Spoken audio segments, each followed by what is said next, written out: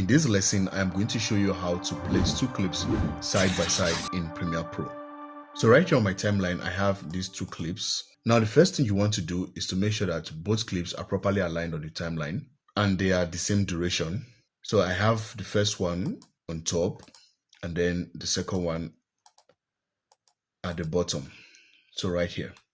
So after making sure they are properly aligned, you're going to determine the one that will be on the left-hand side and the one that will be on the right-hand side. So for this example, I'm going to place the one of the lion on the right-hand side while the other on the left-hand side. So I'm going to select the lion clip on the timeline and then head over to Effect Controls. Within Effect Controls, I'm going to reposition the clip by moving it to the side right here. And then you're going to select the first clip. Make sure that is well positioned as well, the way you want it, right? So I'm going to select this lion clip again, make sure it is well positioned. I'm going to have to crop out the excess part out of the lion clip. So I'm going to head over to Effects and then search for crop.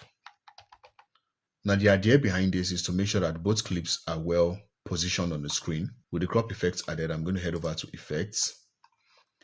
And then I'm going to crop out the left part of the clip.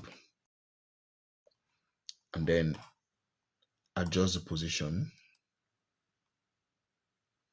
right there. Now that looks good. Now when I play this back,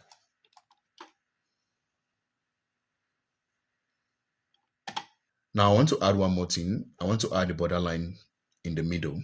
So I'm going to head over to the pen tool right here. Select the pen tool. I'm going to deselect the clip first of all and then select the pen tool again.